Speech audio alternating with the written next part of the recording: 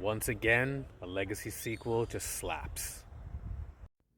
What's up, everybody? So, this is my review of 28 Years Later, the sequel that reunites director Danny Boyle and written by Alex Garland. Now, let me just put it out there right away. I'm not a huge fan of zombie movies.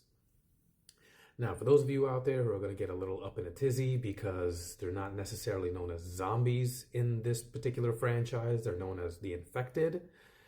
They say zombies in the movie, so relax. Okay? For me, this is definitely a zombie movie. I'm still haunted by the first one. 28 Days Later is like one of those movies that kind of changes things, especially in the genre of zombie movies, because now it's not just them, walking mindlessly around and everything. It's like, no, they're running after you and they're gonna get you.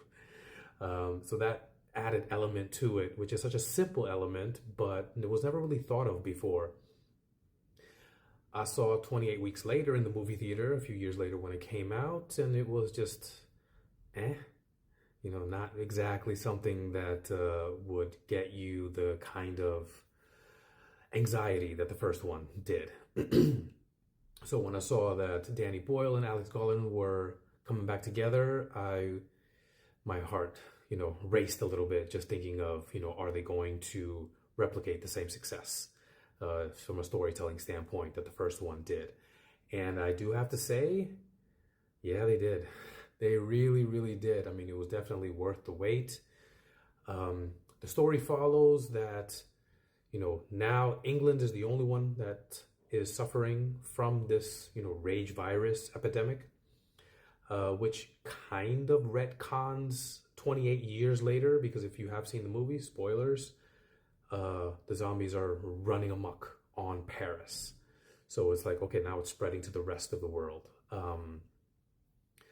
But that's not really addressed. There's an easy kind of wrap up that you can maybe surmise that, okay, the rest of the world figured it out, but England didn't. And okay. But, with the way that they approached this iteration of the franchise, because they are going to continue it going forward, whoa, they really nailed the whole, character piece and zombie movie mashup. It's not an easy thing to do, because really what you just want to do is just kind of give the fans what they want from a suspense standpoint, from a horror standpoint, and just kind of get the plot points down. But with this particular one, Danny Boyle really took care, actually both. You got to give credit to both Danny Boyle and Alex Garland. They really both took care to flesh out these characters. And yes, while it does star Aaron Taylor-Johnson and Ray Fiennes, the boy who plays Aaron Taylor's son, Spike, this is his movie, really.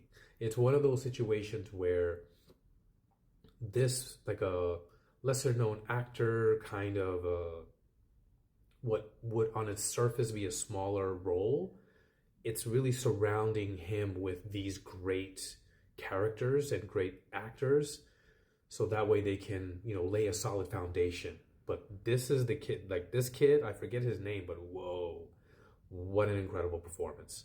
What subtlety, what intensity.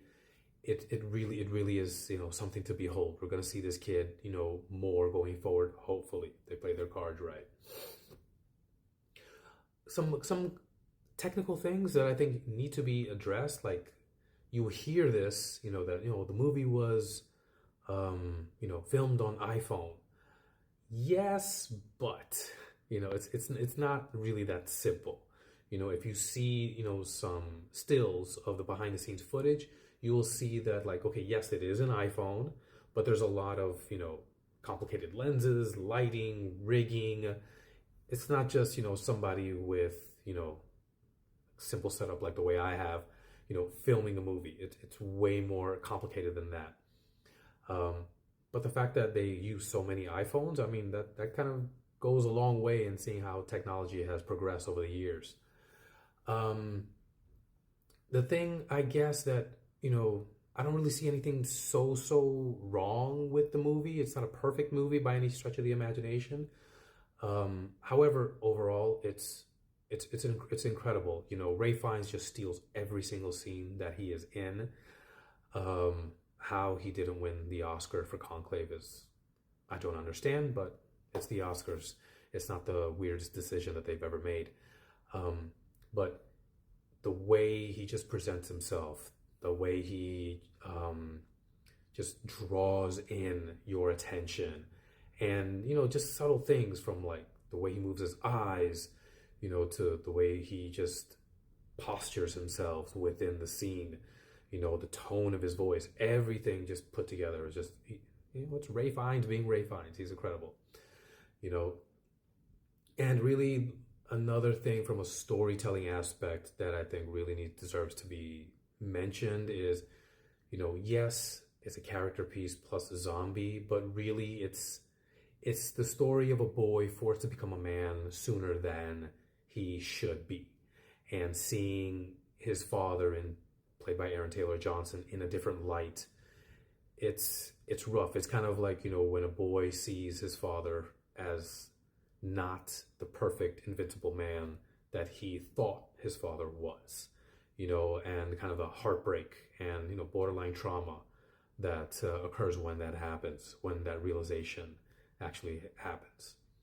But overall, it's incredible. I definitely, it's a great little combination of what you might call just like your standard popcorn zombie movie with just these really sophisticated film-making, storytelling techniques and strategies and evolution of character and story, and it's incredible, you know.